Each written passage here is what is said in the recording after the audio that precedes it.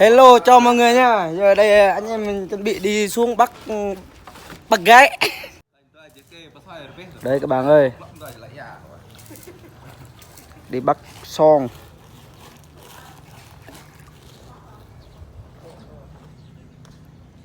Đây, có đồ to quá các bạn ơi.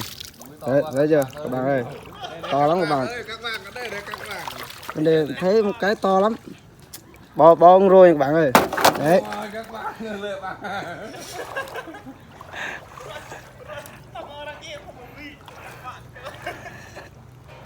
Hạt dây luôn này. Hát cả quay phim mình cứ trả thù. Bò là bò mặn. Đây là cao thủ chuyên mò. Chuyên mò son này. Nè. Đấy, bây giờ các bạn ơi. Nhiều lắm, nghe nói trong hồ đấy nhiều mà nhà. Này. Hồ sắt trễ. Xin chào tất cả các bạn. Ui. Ở nhà phim hồ. Đây các bạn ơi, nãy giờ mình bắt được nhiêu đây nè. Đấy. Bắt. Chắc cũng lệ được hơn. Đấy. Mình giờ cứ chạy xe thôi. Cứ chạy thuyền chứ. Lúng. Trời cũng sắp mưa rồi. Bên này ở Pleiku nó mưa rầm rầm.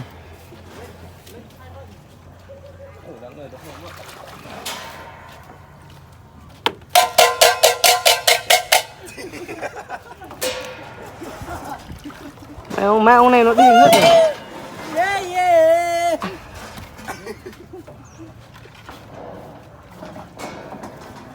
Đây, bắt ở đây. Chiều tối nhậu.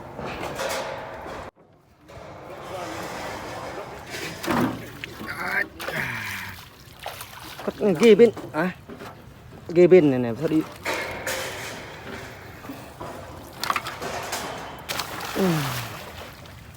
Rồi lên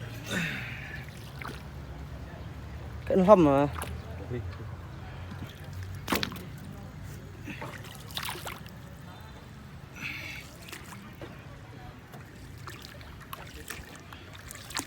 thằng chân gà thì cạo bên kia chưa kín mà chưa sắp mưa rồi.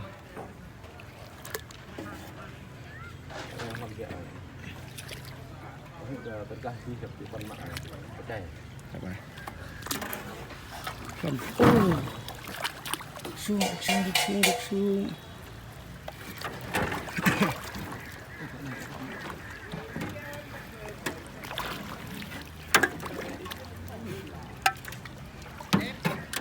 Mưa rồi, dọn dẹp đi.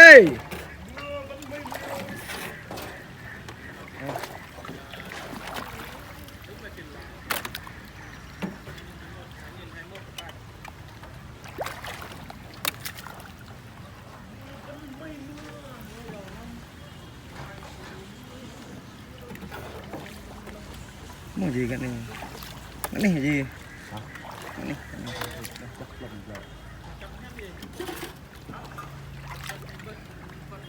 Mưa rồi. Đây các bạn ơi, anh em mình bắt được như này được cứng nhật vô này rồi. Đó.